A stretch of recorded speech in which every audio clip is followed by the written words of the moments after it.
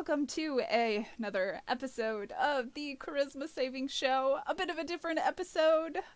We are, you know, working on some things and changing some things and kind of just going with the flow. And we have some wonderful news that I think is, you know, really worked out for us. I don't know. I think everyone has just kind of like come together, and I can't thank you enough for just kind of like stepping up to the plate. But I guess the biggest news is that we do have a DM. Yeah, in the wake of the things that have been happening, I have stepped up to the DM's plate. And I've taken on the task of being our dungeon master for the Christmas Saving Show. Which, you know what, like, again, I think everyone had a moment of just like, what do we do? And then it just worked out that Mm-hmm. everyone was pretty dedicated to wanting to continue on the trajectory that we were currently on. And we were this week's episode was actually supposed to be your character introduction episode. So instead, what we're going to be doing is, your DM introduction episode, which is equally as good. Surprise, surprise. I feel like we can kind of go through a few of the things that will be kind of different in terms of the campaign. Obviously, a lot of the things are going to stay the same, but a lot of the things are going to change. Our characters are all going to stay the same, which means that thematically there will be a few things that are similar in terms of nautical themes that we've kind of been going with. Seagull mascots, the Oh like. boy. um, I've given somebody somewhere in the world a squid tattoo just to just to give Ben just a little bit of a shock. yeah. You know, got to keep him on his toes all the time with those squids. Mhm. But yeah, so we are going to explore a few other things as well. We're not going to be kind of limited to a nautical theme like which was originally planned. But I am excited about some of the homebrew things that you are implementing, which are a little different from like what I'm used to, but there's a lot of like similarities to the things that I'm used to as well, as we kind of like discussed in our group chat as it was Mhm. happening. Do you want to talk about some? There, there's a lot of things that people have been using that are very kind of baseline homebrew stuff, like the whole taking potions as a bonus action Mm. over an action, depending on. For homebrew rules, I'm running a couple of different things and messing with a couple things. Some of the basic ones are like the potion stuff. I like to be rules light with stowing weapons and mounting like horses and stuff because I've seen some stuff where they've been super complicated, and I'm like, Yeah. I don't care if you can just switch your weapons around too much. Stuff like intimidation checks with strength instead of charisma. But one of the things that I am trying out because I played a lot of games where you level one we had a health buffer. I'm trying a progressive health buffer.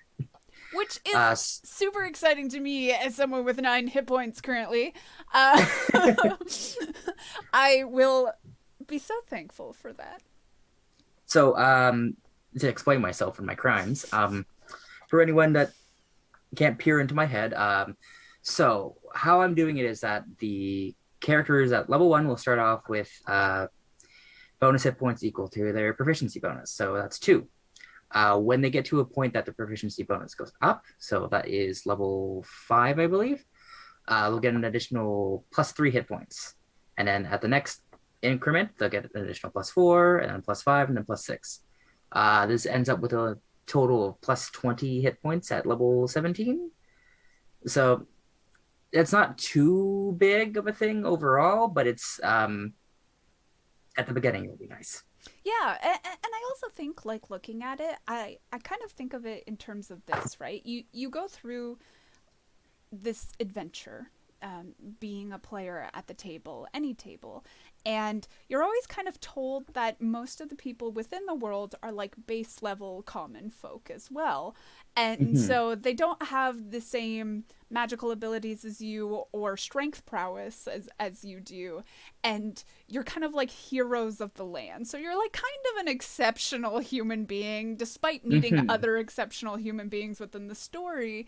So like the hit point buffer like makes sense to me in that like right now at my 9 hit points, like I'm very close to like a commoner stat block. Yeah, you can be taken out by like one good chomp or something. And I wanted to make sure that everybody had just a little bit more hit points. Just nothing too super major, but just enough to, survive being stabbed twice. I am also like we're pretty fortunate in our group to have Aaron as a cleric because I mean I worry less when Aaron has my back as a cleric, but the hit points are definitely a nice homebrew item.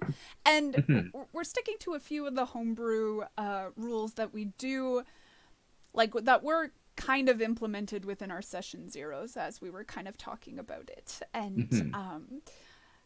that's always nice because it's kind of how I regularly play. The potions are exactly how we do in home game as well.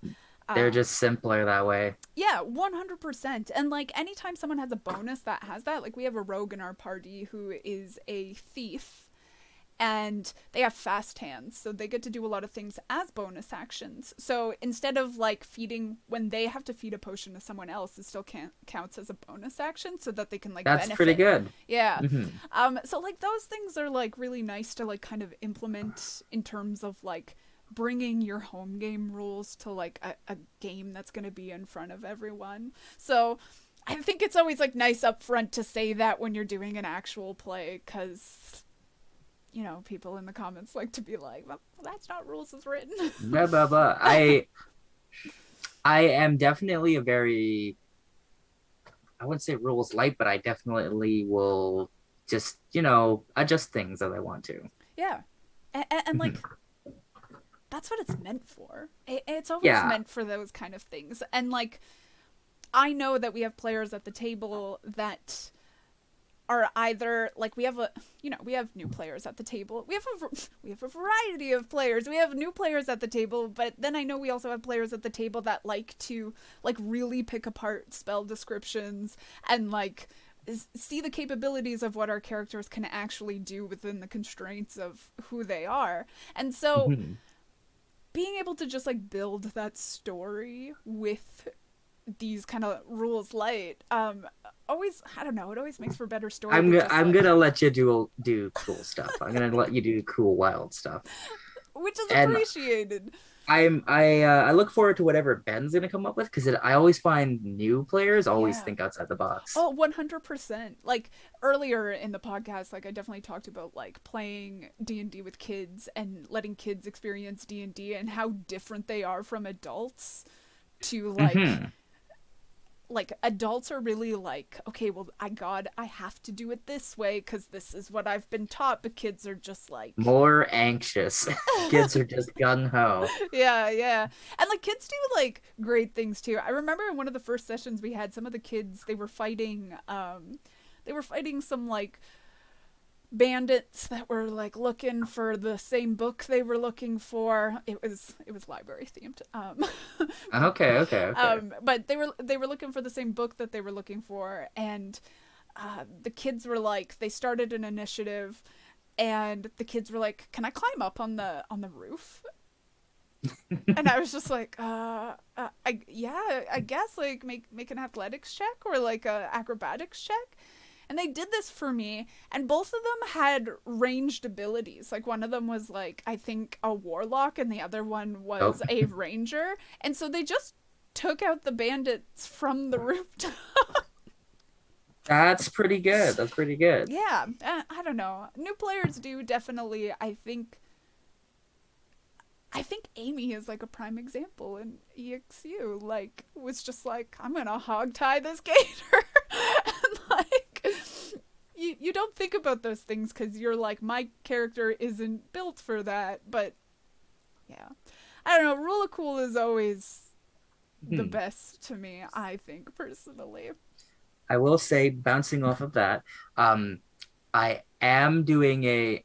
There is one thing that I'm doing a little bit strictly, which is natural 20s. So Mm. for skill checks and saves, they're not immediate successes. Same with that one's not being immediate fails.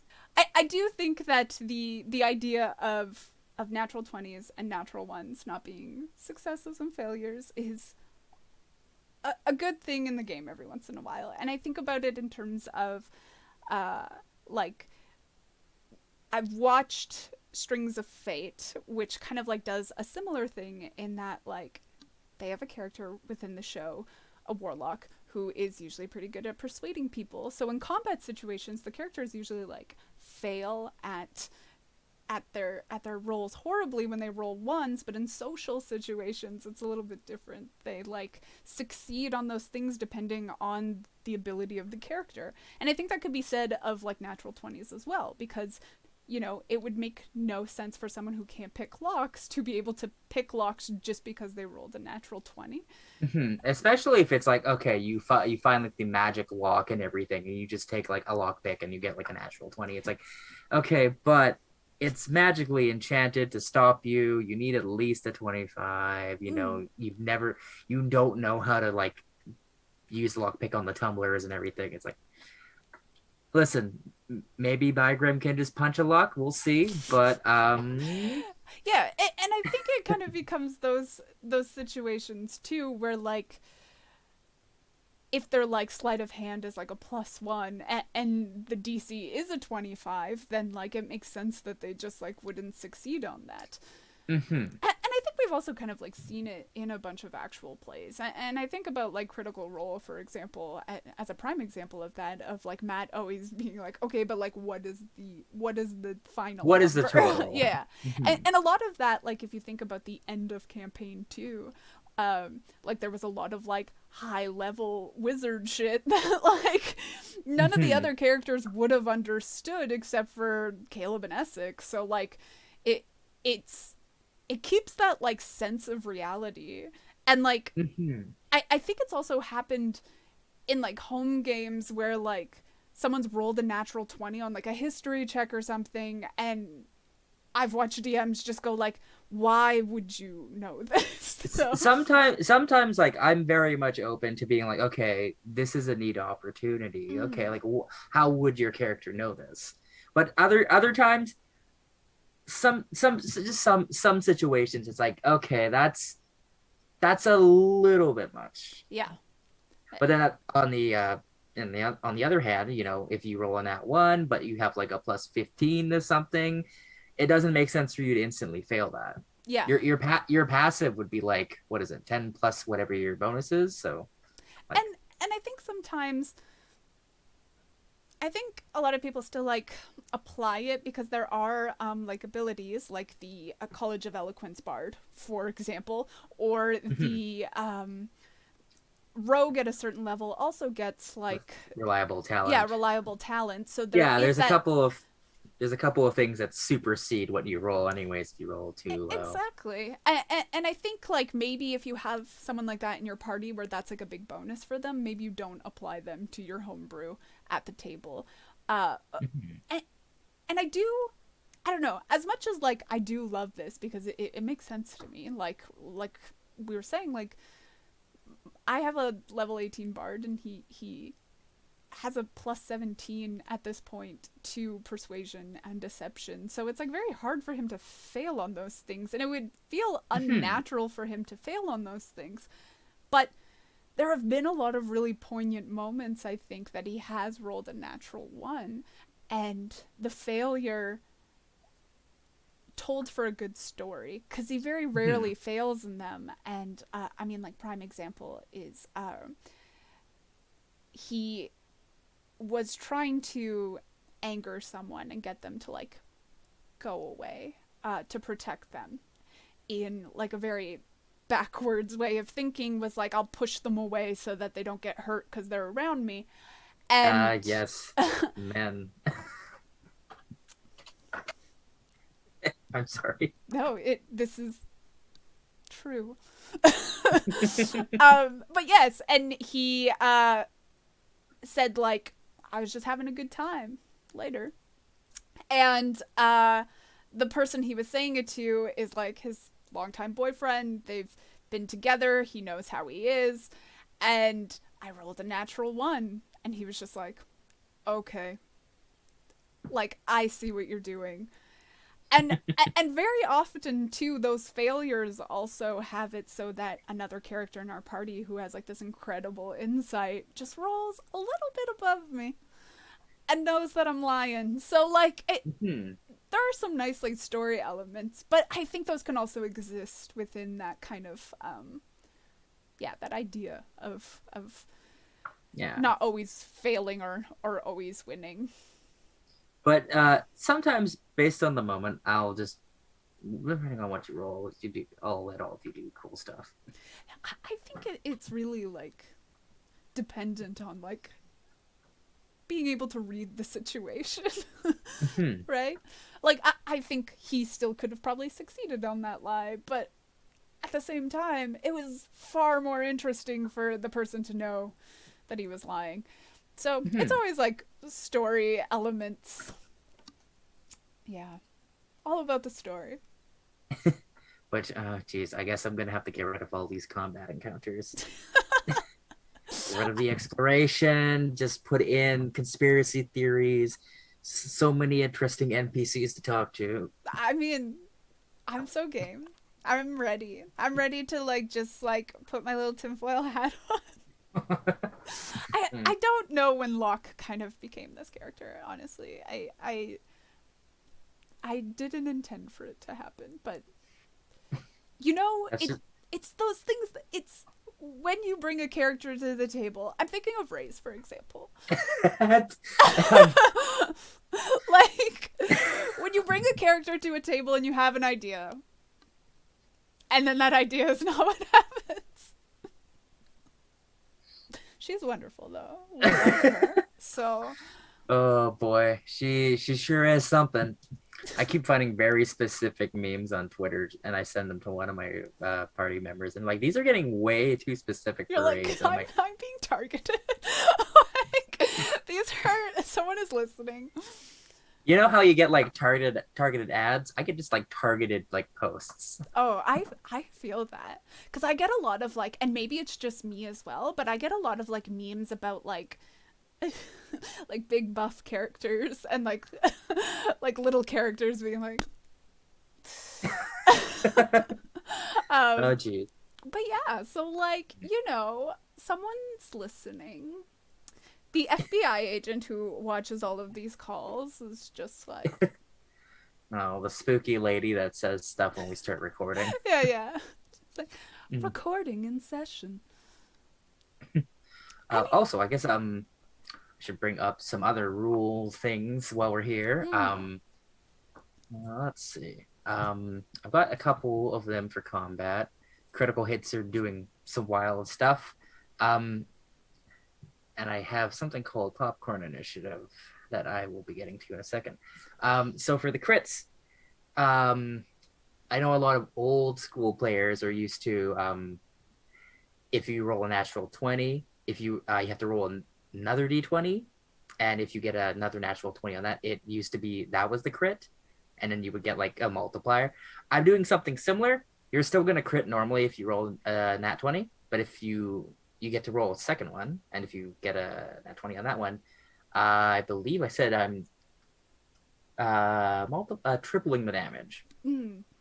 But if you have something else that already triples the damage, I don't know. I can't think of anything specific, but if you do have something, and I've unfortunately made it as a magic item, and I'm gonna regret it, you'll quadruple it.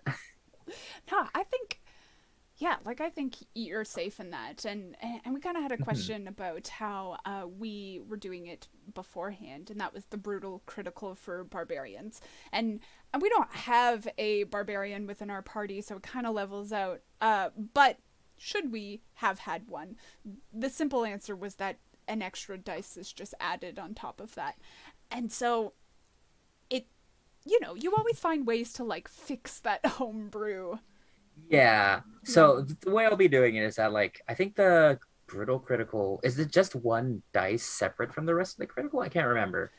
Yeah, so like Okay. I think with the brutal critical in regular form, cuz like to explain kind of how we did criticals or how we do criticals in our homebrew game is that you just max out your dice. So base level dice is like as if you had rolled max on all of them, and then you roll again and you add that number to it so that it feels impactful.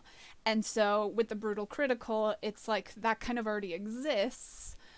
So you just in this instance would have added an extra dice, so then you add that max damage and then roll that as well. Um, because of course you never want like the players at your table to kind of feel as though you are taking away the things they're really good at, Mhm. because that could always feel a bit jarring and strange. And Yeah. similarly with our home game, our magic casters, because we don't have a lot of magic casters in our home game. We have two of them that are like mainly, and then everybody else is obviously rangers also have spells, but like less so. So like we have a ranger, rogue, Mhm. and monk, and then we have a bard and a cleric, and so some of our homebrew rules is that on a short rest you can actually get half of the spell slots that you have back. Um, and I definitely think I'll be toying with something like that maybe for this, just because we only have four characters, but we do have what, three casters? We have three we have we, three technical casters. technical casters, yeah. Yeah, So yeah. we'll see what I implement for that. Yeah, and then we were kind of talking about it as we like were thinking about starting a new campaign after this one. When we were kind of discussing it at that point, was that one of our players was a wizard, and so they get arcane recovery on a short rest, and so that became useless if we did that. So then we got rid of the Yeah. homebrew altogether, right? So that they could benefit from the thing they're actually good at. So I think it's always just like a balancing act to make sure everybody's having like a good time at the table. You never want to be Hmm. like, oh, that one thing that you bring to the group. I definitely know a couple of other like podcasts and everything that have done like alternate rest rules or like certain characters that can get back certain slots. The immediate one I'm thinking about is not another D&D podcast because they would go several episodes where the casters would have no spell slots and like, okay, this is a problem. Mm. You guys literally can't sleep in the middle of this mountain while you have to go save this other party member's father for being executed. So, Yeah, and I think it just becomes kind of I don't know. I think about both sides, right? Like I think about the end of Critical Role and how important it was that like they were wasting all their spell slots and they were going into like battles.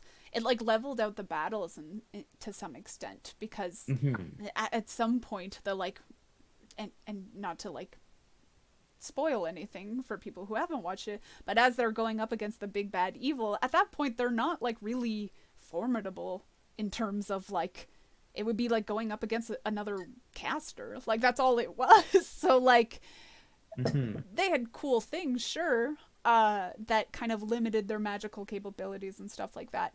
But I think it just becomes like another tool to some extent where you start conserving spells. Mhm. It's good to be smart about some of that stuff. Yeah. I I know sometimes I think Ben's mentioned it in his episode, but I know like sometimes I conserve spells because I'm like, when am I gonna need this? My greatest example is the sorcerer I play. I'm the only caster in the party. Oh boy. Yeah, so that's really rough. So I have to save my spell slots to make sure that I can heal everybody Yeah, because I think I'm as a like divine soul. and I think as like a support player, you kind of already have that feeling within you because like Aaron and I both play support mainly. Um, I've recently created a character who is not support, which is like not my comfortable zone. But you kind of think about those things of like what's more beneficial. Like for example, Cora and Airdrie play off of each other all the time, and Cora is also a cleric. Like, he's got like 2 dips into cleric at this point, and I'm not our main healer, right? Like, my job is to make sure that spells don't hit them, that they hit, and that, like, I can be there for them if anything happens. Like, if, someone tries to hit them and I'm like, hey, asshole, over here. And, like, they then target me.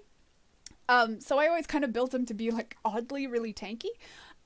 Because Aaron's job was always to heal them if they needed it, and I'm the last resort. Because as a Grave Cleric, it's better for you to just drop for me than it is for me to heal you in combat. But I do have the good capabilities too, is that if, like, she can't get to them, I have ranged abilities. Like, I can use Healing Word, or if they drop and we can't heal them right away, I can also use Spare the Dying as a cantrip bonus action at a distance. So, like, we haven't figured out. It's just like you think about those things in terms of, like, what is more beneficial for me to be doing at this time. And when Homebrew kind of plays with that idea, I think you adapt and you just kind of change. Yeah, I definitely got a couple of things I still gotta tweak here and there for that. Because let's just say for those of you who haven't seen my character episode, which is pretty much everybody, I think there's 3 people. I think I've seen it. You've seen it. You've seen it. I was a part of. Yeah. And Jay saw it. So Yeah, so 3 people have seen it. I'm going to be reusing my character for as an NPC for this campaign, which she started out as an NPC anyway, so she's just going back to her roots. You know what? We are blessed. But we're gonna have some fun with that and her crew. And also, so going back to something I did mention. Oh yes, we look at us. Look at us. Popcorn Initiative. Because we have 4 party members, I'm gonna try and make boss battles a little interesting. So if you don't know what Popcorn Initiative is, it's a I don't know if that's the only term for it. There's probably a couple of other less tasty names. But so what Popcorn Initiative is that one person starts, and then they pop over to the next person. So the turn whoever's turn it is will choose who goes next. And players can keep doing this until it ends up with just the monster left, which is where the popcorn pops. If you if you don't if everyone goes first before the monster gets 2 turns. So you got to decide whether you let the monster go first or you all gang up on the monster before it can retaliate. And sometimes that works out. Yeah, sometimes that's beneficial.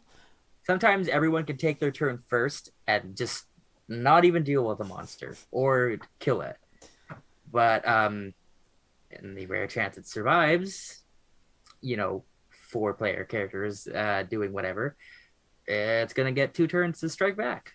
I do have a question, actually, though. Yes. When a monster, when we're at higher levels, has a multi-attack, does that mean that it actually has 4 attacks against us? Depending on the multi-attack, because some multi-attacks are like 5 attacks. Yeah. It gets like 2 full turns. So it gets... Yeah. So the way it will work is like... if you think turn... okay, the best way for me to visualize is like an RPG turn order. So like how it always has like the images of like all the characters, and then like it's like sort of like a speed initiative kind of deal. Yeah. So what it will be like, say everyone in the party goes before the monster. You'll see all their portraits, and then you'll see the monsters twice, and then another characters. Okay. So it gets its turn, and then it immediately gets another turn, which is the new start of the initiative, and then it goes to everybody else. All right, good to know. But then I have to look into it again because I don't remember. I think it gets another turn if someone doesn't switch to it. Yeah, and I mean we can explore that For Hmm. sure, which is real interesting. And I think it becomes like a level of like, how confident are we in being able to deal with this threat versus like, Hmm. okay, do we strategize that like we can't finish this in a turn, so let's not try to all take it out? Because we've Hmm. definitely been in situations, I've definitely been in situations when we're playing a game, and sometimes like all we do is focus on the uh, granted, the popcorn initiative has to do with one major monster, but we've been in situations where we're like fighting a mage and there's a bunch of like bandits around or whatever, and we're like, forget the bandits, deal with the mage. Yeah. Because we know that like support again is probably gonna Hmm. like throw up an AoE, but like the biggest scariest thing is what we're gonna all try to take down first. So Hmm. it's interesting. It's an interesting concept, and I quite enjoy it. I haven't seen it or tried it with more than one monster, so I'm interested in maybe getting to that eventually. But just for now, one monster. Yeah, it's there. Yeah, I mean, it'll be like a chimera or something. I can't not think of Chimera and not think Oh, metal mountains. yes immediately. Immediately. It's so unfortunate. um, I think one of the things we had kind of talked about and brought up was, you've kind of stepped into this role very quickly, and we're all so thankful for it because I think everybody just like wanted to start playing and Hmm. kind of get uh, everything out there. And like I'm really fascinated and interested to see everyone's stories and kind of have people explore D&D that haven't explored D&D as much as Hmm. some other people have, right? Like I just want Ben to have a good time. Yeah, And I've got like I've got some interesting stuff ready for Ben and Beth and everybody. that's so good. And like we kind of are just diving in, no pun intended, uh, and trying to go with the flow. Again, no pun intended. But All the water puns are uh, necessary because this is staying a semi-nautical so campaign. semi So, nautical. I think a few of our characters have very heavy nautical themes. So um, we've kind of are staying in this realm. But are you carrying any like worries that all of us should be like there to support you with? I think I maybe worry about being overwhelmed with stuff, or just maybe not yet having enough time to work on everything. But we'll see. Mm. We'll see. I mean, and I think we've also kind of like discussed as a group that a lot of us are very heavy into RP and very much like want to help carry that weight, right? And we want to, sometimes have sessions where if you're feeling a bit overwhelmed, that we can just like I don't know, like alleviate some of that and role play quite a bit within the sessions. Because I think we have a solid plan going forward. I think, we're going with that bi-weekly schedule, and we're working on trying to gather up a bunch of episodes so we're not always like pressed for time, and so that Hmm. of course we're not demanding a whole lot of everyone because like it is a passion project and we are just kind of friends at a table all together and kind of wanted to play. And I know that like it's a new experience for Ben, and I know that I want Ben to have like this kind of like really fun experience, and I know that Beth has kind of been searching for very much like a table that she can really just dig her teeth into and like role play and have that role play experience. And I know that's really big for Aaron and I. So those sessions, sometimes you just have those sessions where it's heavy talk for I don't know an hour, and it happens. I am looking forward to it because I've had games before where I've prepared like 4 hours of stuff and it's been stretched over a couple of months. So I've played in one shots that have also kind of like, this is supposed to last like an evening, and then I my first one shot I planned my okay, my very first thing I did as a DM was try to do a one shot, and it ended up being like a mini campaign because of how long it really took. It was just like, okay, go from point A to point B, escort this caravan back from point B to point A. And I'm like, oh wow, this is taking so long. I'm like, this is so much more than like yeah, 4 hours in an afternoon. Whoops. we we still haven't finished a friend's birthday one shot about a haunted house. Because everyone that was involved just like couldn't get back together, and it was like 1 a.m, and we were like, maybe we should like go home, Mm, because there was still like a good 5 hours of what needed oh to be boy. done. But it's so fun to kind of have those mini campaigns every once in a while. And Hmm. I think even as a team we've discussed kind of like running one shots, or Yeah. kind of like 'Cause- taking those needed breaks. hmm. I know I've also kind of like talked about. I was joking with you about how to start this episode about like who's it gonna be, but Just a roulette wheel of like who's DMing. who's DMing? Um, It spins on to Gilmore. oh no, nobody wants that. Oh, he okay. But yeah, so we kind of like also discuss like going forward if we would just like kind of run a few one shots, but I think we're okay with just like kind of beginning the actual campaign. But that's not to say Hmm. that, you know, other things are happening that I would be interested in running one shots for, like Yeah. Halloween and Christmas maybe. Christmas. Boxing Day. Box Most of us oh in it. yeah, it's those Boxing Day sales in D&D, you know. It's just actual fighting boxing. With boxes. They're Oh, I've mimics, I've got it. actually. I've got it. It's perfect. We stick Bandon Bagram just in a factory, and he has to make his way out in time for the holidays. He's gonna be so confused because he's the only non-Canadian here. So he's like, "What's Boxing Day?" Surprise! This is what we have to do in Canada: fight people Every to year in get out of the Canada, mall.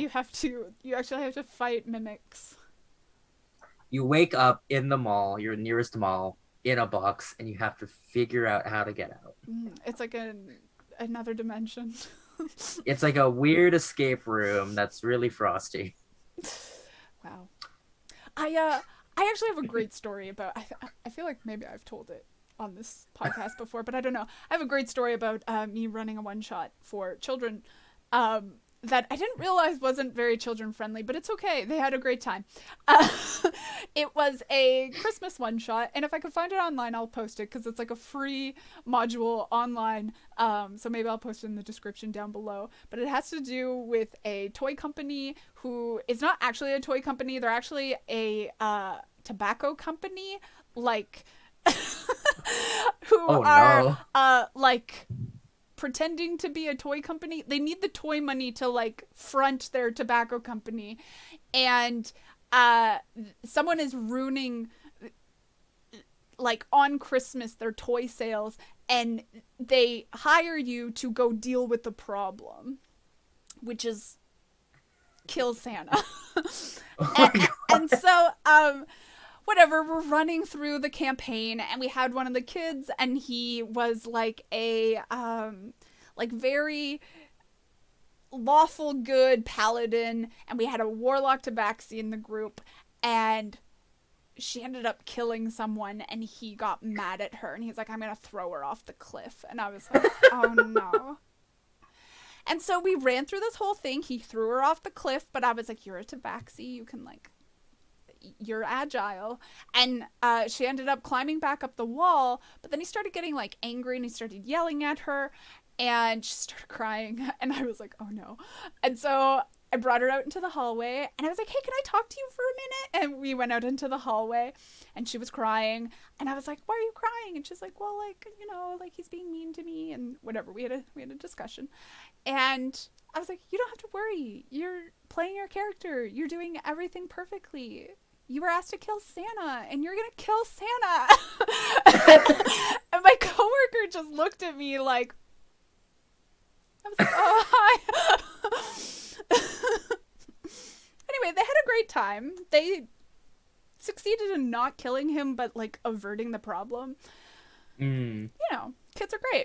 Christmas one shots always just circle back to killing Santa. Yeah. It's always about killing Santa. Yeah, I've definitely played a Christmas one shot where jolly old Saint Nick was possessed by Krampus. So I literally can't think of one where it's not just kill Santa. Yeah. Or Santa's gone wrong, or Santa is missing. So, you know, look forward to that in future seasons for Oh, I am very interested in running an out of character, out of dimension Christmas one shot just to see what luck does.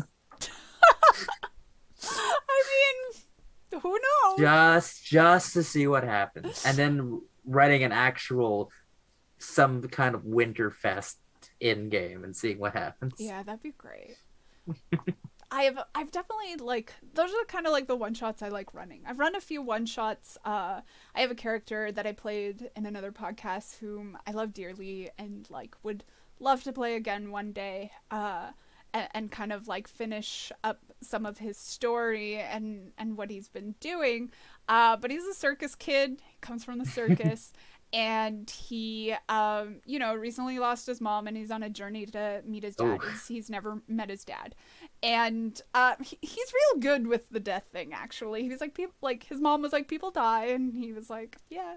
And so this was kind of like, he never had like a tragic backstory. This was like kind of the campaign was his tragic backstory, unfortunately.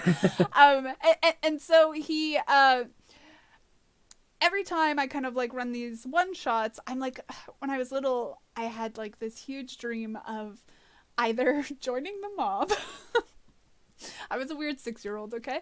It was either joining the mob or running away with the circus. Those were the two things that I wanted to do. And so like, I didn't do any of those things. And I decided to kind of create a character who just was in the circus. I mean, on top of that, I'm a huge Nightwing fan.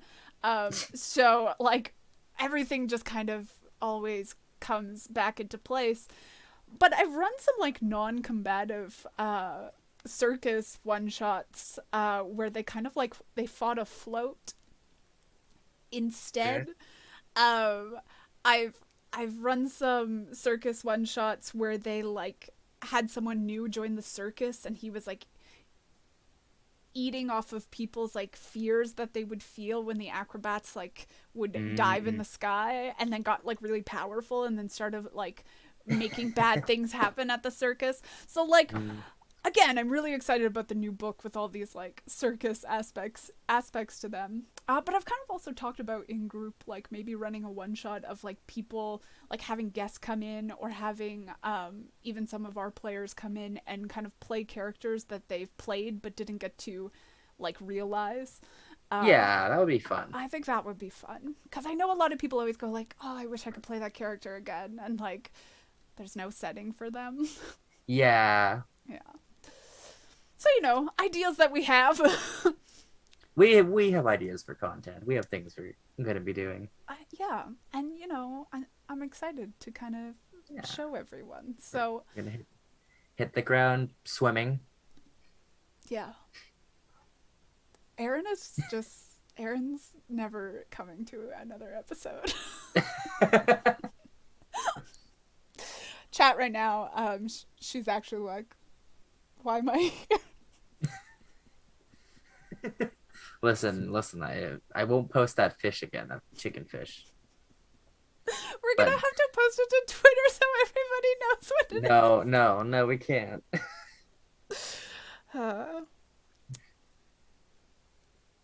Our Discord chat is cursed. That's okay. Discord can be cursed. Our hearts in our campaign can be blessed. Hopefully. I mean, I think so. I'm pretty excited about moving forward. And, you Me know, too. we're still gonna introduce your character at some point. I don't think it'll be in the capacity that we thought, but No, you'll meet her real soon though. You'll mm, meet her real soon. yeah. And so you'll get to see the lovely art that Beth made of her. Well, Andy, Yes, do, Grayson. do you think this is A sufficient? podcast A podcast? Do we do a podcast? or a podcast actual play multi-million cross campaign show. I don't know. I don't have that one yet, but We'll work on it. yes, We'll work on it. Workshop. Well, we everybody. definitely at least have a podcast and an actual Yes, we play. do. Well, everybody, thank you for coming to hang out with us and listening to our news. We did a Bye. podcast. Hey, bye.